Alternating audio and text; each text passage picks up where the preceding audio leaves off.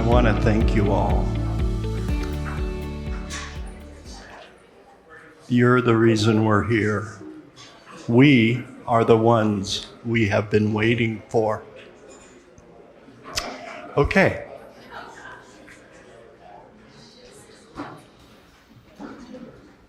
Okay, so as a welcome, we have been working at this for years in various ways, and it is always our inspiration to share. So what this session, the entire day, is all about how you can find the support and the encouragement and the wisdom of people that have been at this for quite a while. And it is our offering. Basically, we are building community, and we invite you into this community. So, to start things off, we are going to have a couple short videos, a couple short inspirational videos. Again, everything we share with you is built on the shoulders of experience of some sort. So, we will start with a short little video from someone you may recognize. Let's see about this.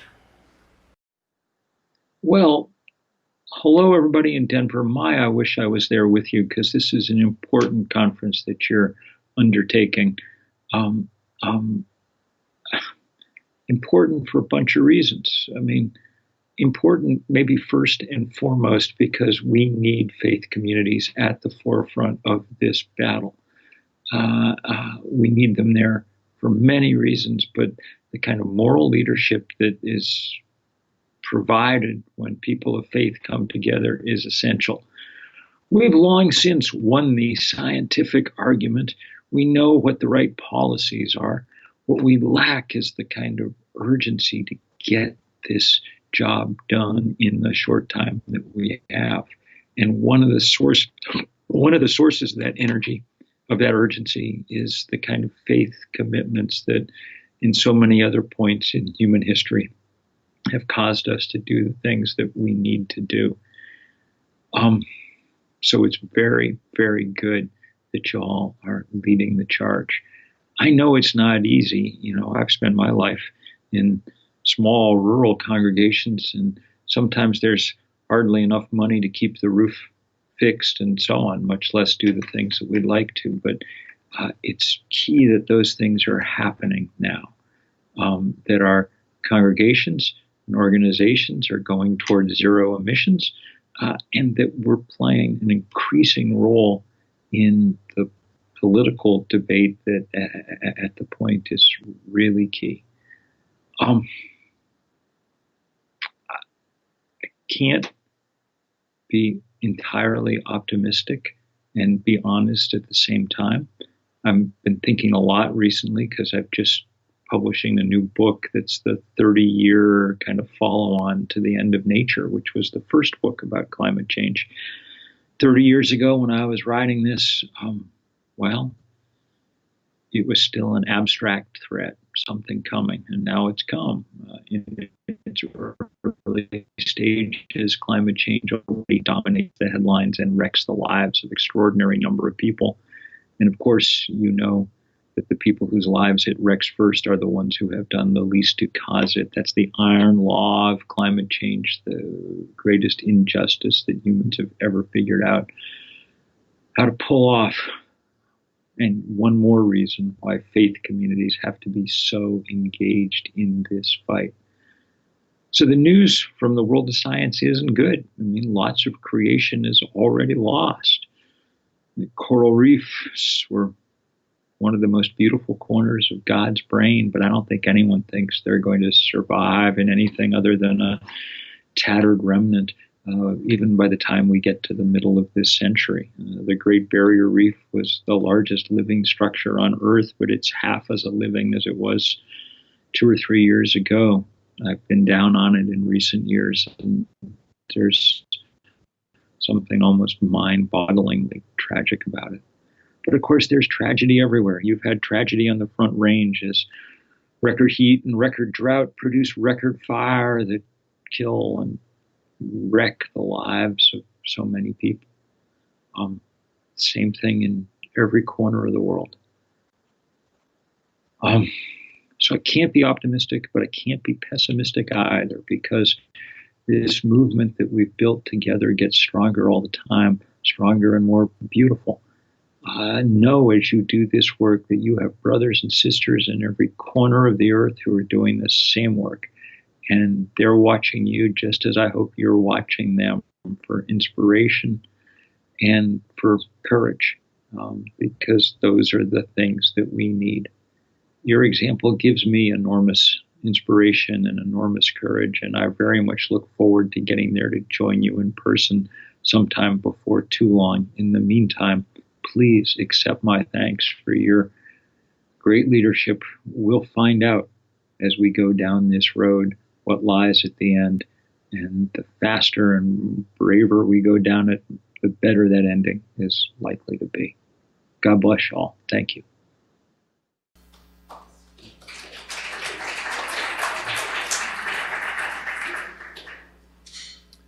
Okay, let me figure this out. John, how do I get out of here?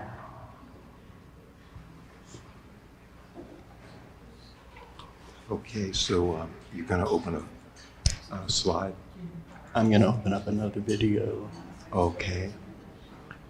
There we go. Okay, so we're going to... that mic is on. Oh, great. We're gonna go ahead and follow up with an example from Boulder, Colorado. A little inspiration from Boulder, Colorado.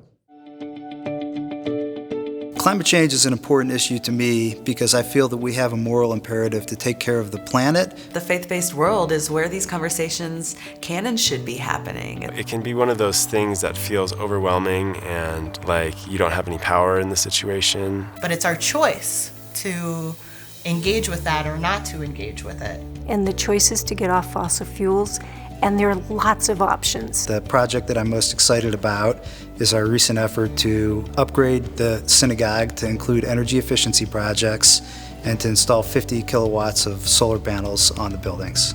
5 of our buildings have solar thermal on them. We've added insulation to the roof, we've made our windows more energy efficient, we've changed to LEDs, we've added solar energy. What really surprises me is that a lot of people think that science and faith are such an oxymoron. Those don't have to be separate. They can be very intertwined. Imagine if the Vatican and the Kaaba and every house of worship in the U.S. switched to solar panels. We're working on renewable energy projects to reduce our own carbon footprint, but more importantly, we're trying to inspire our members to take actions themselves. So there's great opportunity by just moving off of fossil fuel towards clean energy. Well, I think it's really cool that we live in a place like Boulder. I regularly brag about the city's commitments on renewable energy. There are a lot of solar companies out there that have made it easy for people to install solar. We all do have to take responsibility for the world and try to make it a better place. We can choose to live in a way that's more responsible, less impactful, and equally, if not more, joyous and rewarding. Okay, and one last one, which brings it down to the congregation level. Again, you can see that we are assuming a leadership here. We are giving the people that come into our spaces the awareness.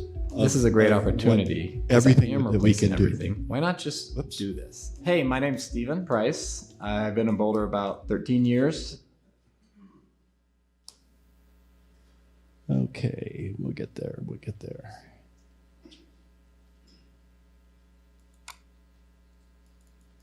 So this was a video that actually the students at CU as a final project did. So this is an example of reaching out and finding resources that we might not realize, but if once you start the work, you start making the connections. And this is featuring Mountain View Methodist, who has been one of our inspirations. As United Methodists, we love God and we love people. I'm Pastor Sarah, and along with the people of Mountain View, we live this out by following the words of Scripture, the life of Jesus, and the faithful response of the whole United Methodist Church as outlined by the social principles. This document expresses and articulates the ethical aspirations we have for the common good as lived out in public life and policies and our personal commitment. It's instructive and persuasive in the best sense of the prophetic spirit. Equity, sustainability, dignity, and sacred worth for all people and creation are at the heart of who we are as United Methodists. My name is Arthur, and I'm going to show you how our church has reduced our electricity consumption in order to help reduce global warming. The process started in 2008 when we had a lighting audit by Excel. And we adopted their recommendations, and teams of church workers, volunteers, worked on 17 work days to replace all of the 492 old fluorescent tubes, these large tubes.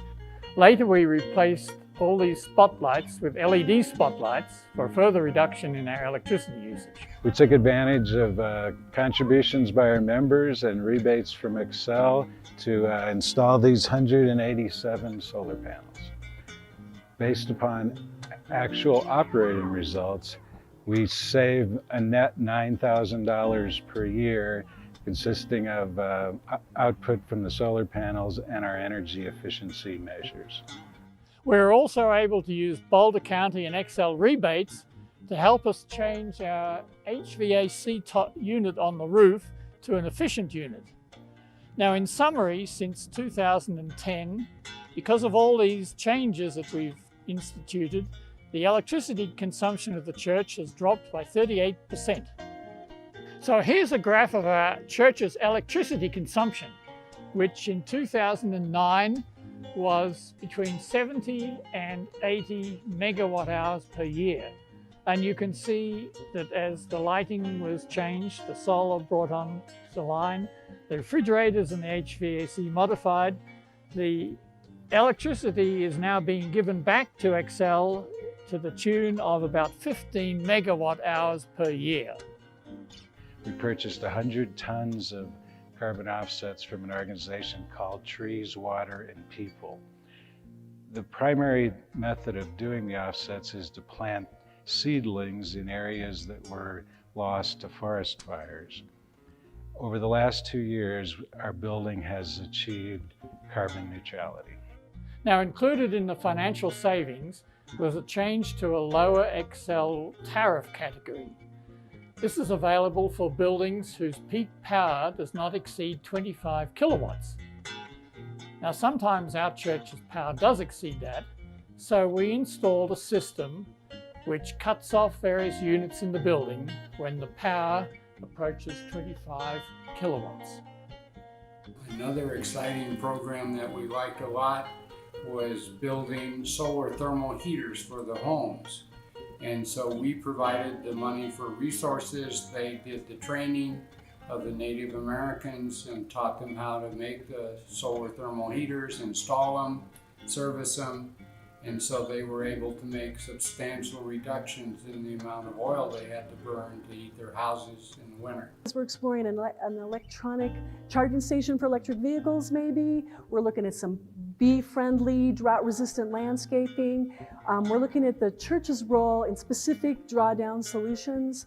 And we're exploring joining with some other faith communities to try to work together to pull all of this to balance and protect God's creation. So we hope that you feel welcome. We hope that you come join us.